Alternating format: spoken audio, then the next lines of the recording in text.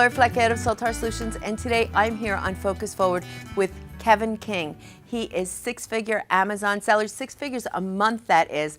Wow, wouldn't you love that? I certainly would. And he's going to tell us about product research, which I think that's the difference. So, Kevin, how are you? Good. How are you doing, Lauri? Pretty Glad to good. be back. Thank you. Thank you for being here. So give us just a tiny little bit of your background. My background is in product development. I've haven't worked for anybody in the last 30 years. No, I haven't gotten a W-2 and since I was like 17 years old or something like that. And I've been developing products for years. I started out developing collectibles and calendars, and then now I'm doing the FBA products, which is some of it's private label, which means just basically sticking your name on something else somebody else has, and some of it I actually developed from scratch, creating the molds and toolings, and have a totally unique product that I feel meets the demand in the market. That's cool. Product development is really cool. So give us a little bit of insight into product research and how we can master it for Amazon. Well, for Amazon, the beauty about Amazon is there's so much data. And so if you let the data speak to you, it'll tell you what to do. Rather than you thinking that you have some brilliant new idea and you're going to spend a lot of money and you have to spend a lot of money educating people about how your product works or what it does, let the data on Amazon tell you what to do. There's tools out there that you can use, and you have to pick the one that you think is best for you. Most of these tools have only come around in about the last year or so. So before this, there was a lot of guessing, a lot of painful just scrolling through looking for opportunities. Tools like Jungle Scout, ASIN Inspector, Keyword Inspector, those are 3 of the bigger ones that will actually let you go in and see. If they're estimates, they're not exact, because Amazon doesn't release their top information, their sales information. So they're estimates, but what you want to stay away from is what Amazon does tell you, and that's the top 100 sellers. So on Amazon, you can go in on any product category and you can see these are the top 100 sellers. If you're just starting out, you probably want to stay away from there, because those are the most competitive. They're going to take the most money to get into and to get established. Because on Amazon, you want to be on page 1 for whatever your top 3 or 4 keywords, maybe up to 10 keywords for your product are. If you're not on page 1, your chances of being discovered and people buying are much slimmer, because only about 30% of the people that shop on Amazon scroll past page 1. So that means you need to be in about the top 15 or 16, in some cases 18 or 20 results for particular keywords. And that's crucial to your success. So stay away from anything that's in the top 100, especially at the beginning. Use one of these tools, and what you can do is, if say you're interested in a waffle maker, you can go and you can pull up waffle makers on Amazon. Just type in waffle maker or whatever the keyword is. If you want Belgian waffle maker, whatever it is you're going after, and then with a tool like ASIN Inspector, it's a Chrome extension. You pay for it and you install it, and you just hit a button, and it actually will give you a report within Chrome there almost instantly, like here's the top 50 things that come up under waffle maker and how they're selling, what their volume is, what their estimated sales are. So that's one tool that you can use to get an idea. And what you want to look for in there is something where there's enough demand and not a lot of competition. So demand is subjective. If there's only 50 of these being sold a month, you might not want to get in. But if there's 20,000 of them being sold a month, you might. But some people say the minimum is 3,000. I think that's what Greg Mercer at Jungle Scout goes by. Is that if you add up those, whatever results come up in one of these tools, his tool or ASIN Inspector, whatever the total is for your products, all the waffle makers add together. If one guy's selling 20, another guy's selling 100, another guy's selling 216, add them all up, and if there's enough demand there, say there's 3,000 or more being sold a month, you might be able to get a piece of that market, maybe 10% of that market. So that's the first thing to do, is to see if there's any kind of demand for the product. If there's demand for the product, then what you want to do is you want to go in and start looking at those particular products. Go click on the top 5, 10 best sellers for that waffle maker, and read the reviews. See what people are saying, and see if you can spot something in those reviews that needs to be improved. Maybe everybody's saying, I wish I had more control so I can make my waffles darker or browner or medium or whatever it may be. Or maybe I wish it came with these accessories. I wish it came with a batter mixer or whatever it is. See if you can find a weakness and then take that weakness and exploit it to your benefit, so that when you start to go and research where can I get a waffle maker, you want to make a waffle maker that solves these problems that everybody else is complaining about, so that when you launch yours, you're going to have a better chance of better reviews, and you can stand out and you can address those issues in your description. Say, we're the only one that doesn't burn your waffles, or whatever the feature may be. And then you're going to go, there's several ways to find a product. Most people are going to China to get them. You can find them in the U.S., like Thompson.net in the U.S., or you can most people go to Alibaba or Global Sources, which are sites that help you find Chinese manufacturers. And then you can look through there and you can find people that are making waffle makers. You can contact them and say, look, I'm looking for waffle makers. I'm looking for that does this, this, and this. Let's talk about what's going to cost me to bring them in. So that's the starting points on your product research. Wow, that's great. How much time do you actually spend on product research? Product research is the most critical step in your whole process. A lot of people get caught up in it, and they spend 6 months doing product research and they never pull the trigger because they just haven't found that one perfect product. They're looking for that one perfect product, and you can't do that. I spend I do it in batches, so I will actually take a week, about 3 times a year, and I will just do nothing but product research. And during that time, I will look for all my products I'm going to be launching over the following 4 to 6 months. And I'll do all the research at one time. That's just the way I prefer to do it.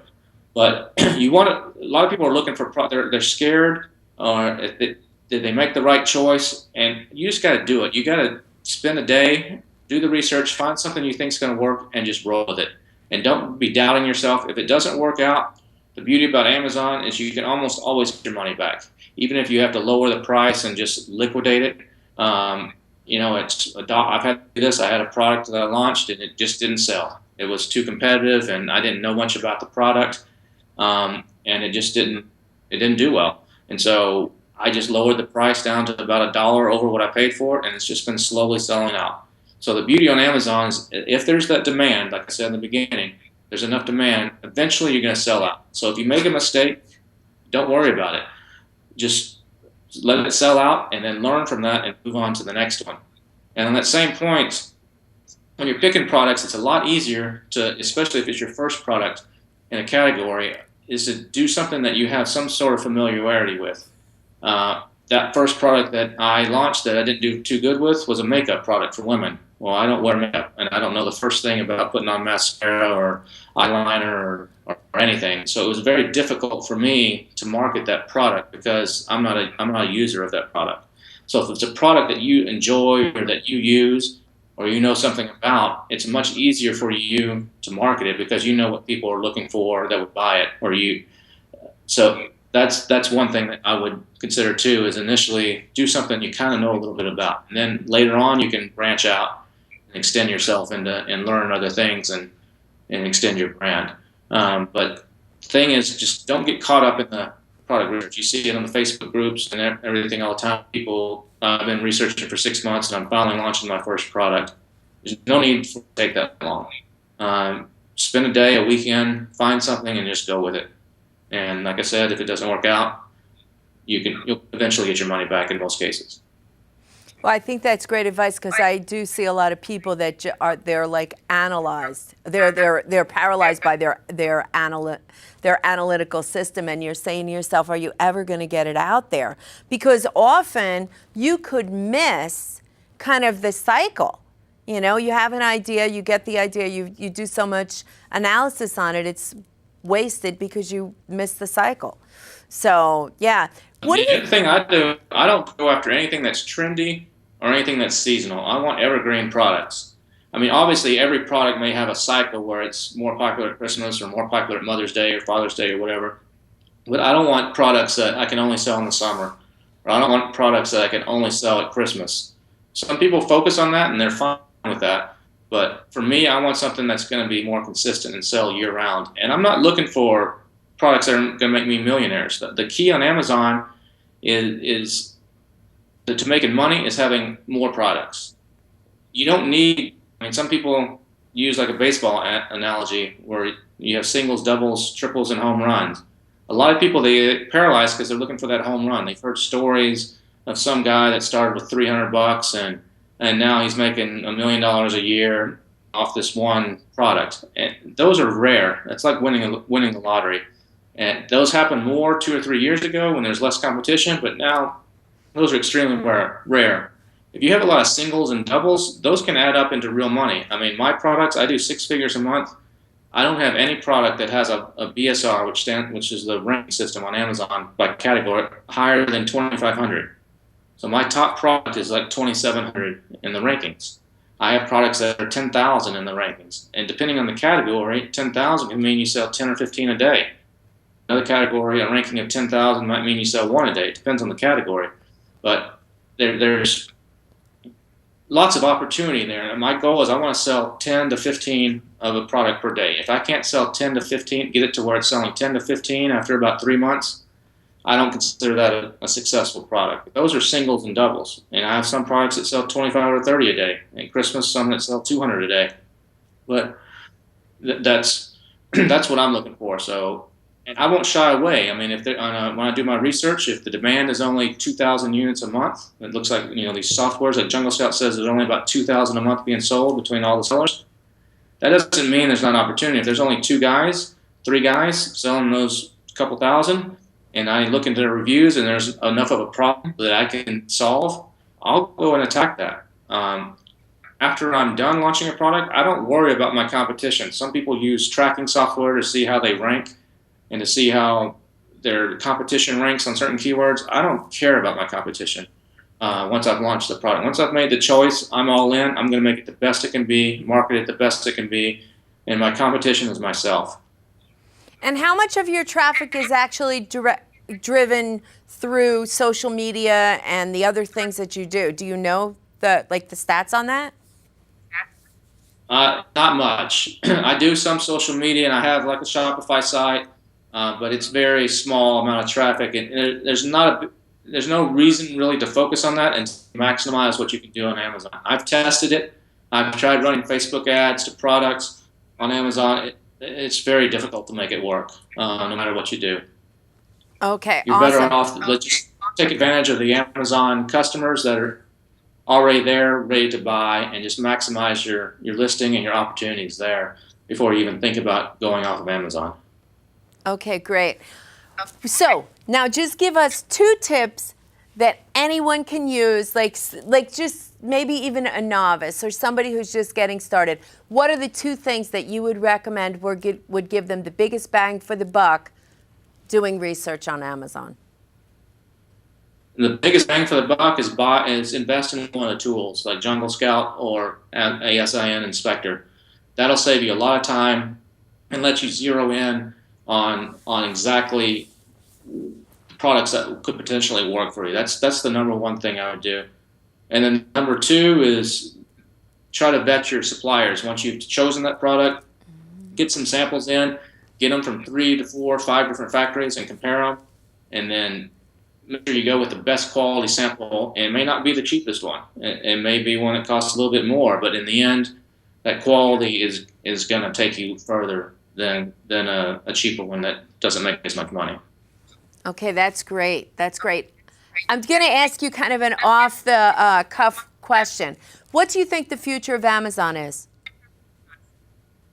I think Amazon's going to continue to grow. I think, I mean, right now that Sports Authority just went out of business, and they're blaming it on Amazon. I don't know if that's necessarily true, but Amazon is a dominant force, and they're only going to continue to get bigger in products, especially now that they're bringing in all their own delivery systems. They're bringing it with the stuff they're doing now. They deliver on Sundays here where I live. They also have 1 hour delivery here in the Austin area if you live in certain zip codes. They're just going to keep expanding that. And now with the Echo, what they're doing, where you can just hit a button and it reorders your tide for you, it's just going to become more and more of a constant presence in our life. So I think the opportunity, people are saying, oh, I've missed the boat. It's too late now to get in on Amazon. And there's nothing further from the truth. It may be too late to get in on some of the easy products and some of the products that are more glamorous or sell a whole tremendous amount with little work. That may be too late. But the opportunity is still there. There's a lot of stuff that people want to buy. There's new stuff coming out all the time. And so the future, I think, is very, very bright. And with Amazon now, over half of their sales are being made on Amazon.com. Over half of their sales are being made from people like ourselves that are doing the private label. I think they're going to tighten it up a little bit and get rid of some of the riffraff and some of the people gaming the system. But I think the opportunity is just going to get bigger and better. That's awesome. Thank you so much. This has been great advice. You're welcome. I hope I've helped some people. Oh, I'm sure you have. I'm sure you have. I'm Lauri Flaquer of Soltar Solutions. So excited with that show. Kevin King, amazing, amazing information. I hope that you'll subscribe and like and comment. We want to know what you're thinking. Thanks so much. Lauri Flaquer, Soltar Solutions. Have a great day.